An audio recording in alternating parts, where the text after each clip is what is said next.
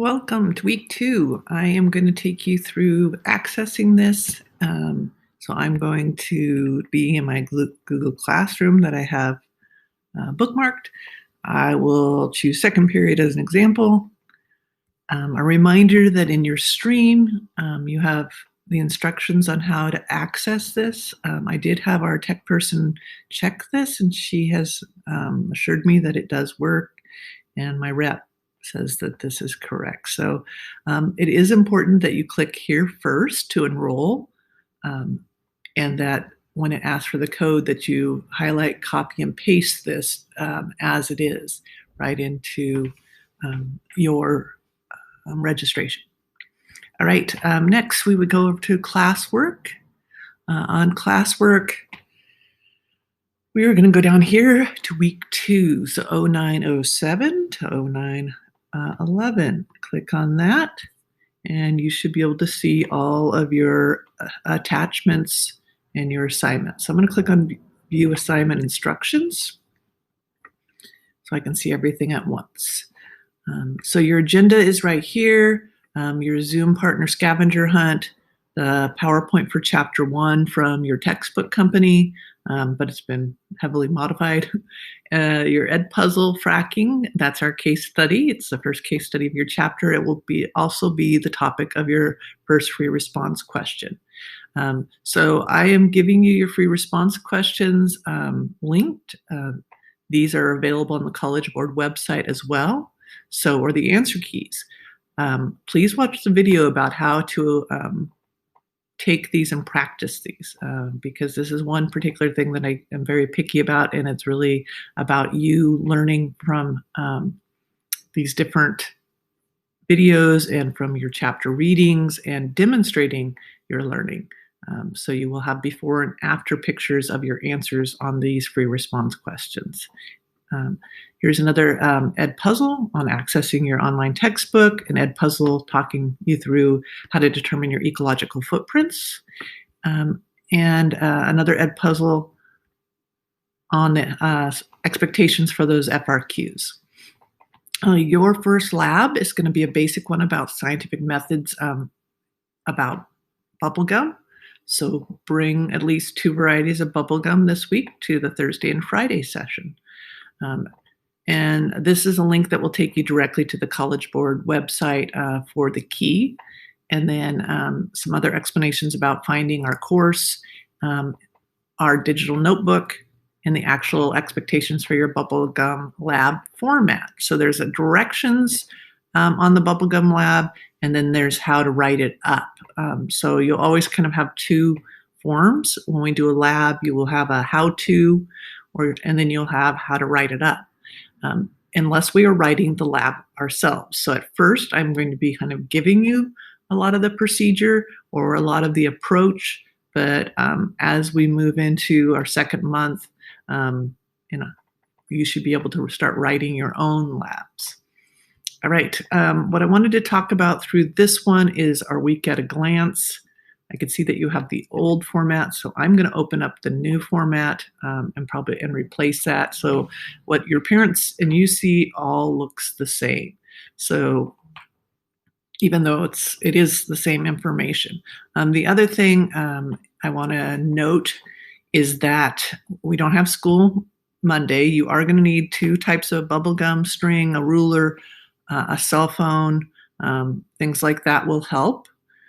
And then we have every other day, right? Switches for who's live and who's not. So period 1 and 3, you are live on Tuesday and Thursday. And period 2, you are live on Wednesday and Friday. This Zoom link is going to stay the same. Your passcode is going to stay the same. So just keep that somewhere. It will be the same link from now on, so we don't have any problems. And I will just be making sure that I get people in and out of a waiting room, and that if you're in period 1, you are coming in at the right time versus period 3. So that is this week's agenda as far as times. And then you can see over here, we have our live Zoom agenda of what we'll do during class. There's a couple things we didn't talk about on our introduction PowerPoint. So I would like to finish the kind of section about 3 events that shaped who you are, and have you adding some of that to your Google Doc. And I also have a section in there we did not do about you telling me of how you would grade a teacher. So what are some features of a good teacher that you would want? And I'll talk more about that. I left last year's examples on there because you get graded every 6 weeks. I feel like it's only fair that you should be grading me every 6 weeks so that I can improve my practice. So we'll talk about that more. It's part of that introduction PowerPoint. And then we're going to have some time to get in breakout rooms and share truths and lies and your CERs and take a look at those. Those look great. I still have quite a few of you that need to insert your own slide. If you're having difficulties doing that, send a separate slide to me that I can put in there for you. Also, don't forget to put your name there. And if you're comfortable putting your pictures, great, because all of this helps me learn your names and learn who you are. There's going to be one difference here. Second period was going to do something slightly different because I know you've already done virtual lockers with Miss A. All right, we are going to break out and share ecological footprint results. So one of the things I want us to do is calculate those and then share. I have a Facebook group I belong to and a teacher from Egypt who wants to share his students' data with us. So I'm still working on how to collaborate and do these sorts of things with people from all over the world that take this course. And I think I would love the concept of you guys being able to live talk with students in different parts of the world and across the nation about differences in this footprint and just other things that we come up with this year. So I'm still working on that.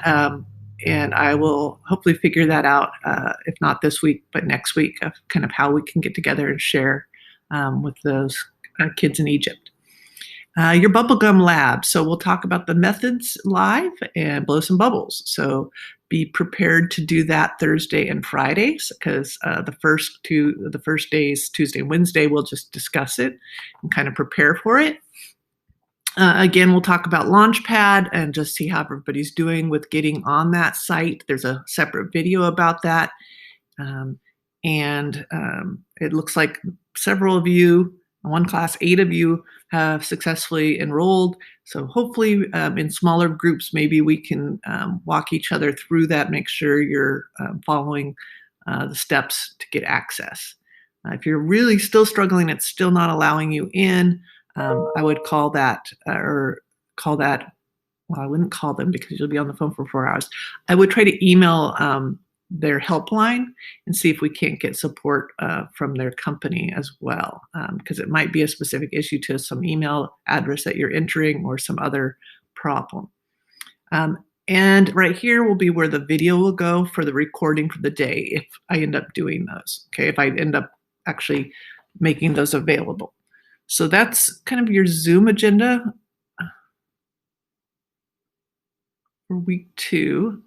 And then on-demand agenda here, we'll be discussing our ecological footprint activity. We'll watch and talk about the fracking, and we'll do an FRQ. So we're going to really start focusing on how to answer a prompt.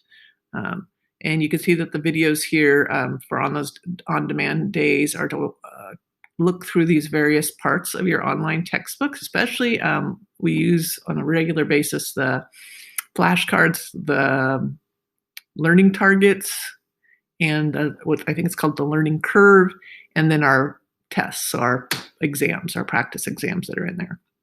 And then video 2 is all about how to do your ecological footprint activity, and video 3 is my very specific requirements as they get into practicing our free response questions.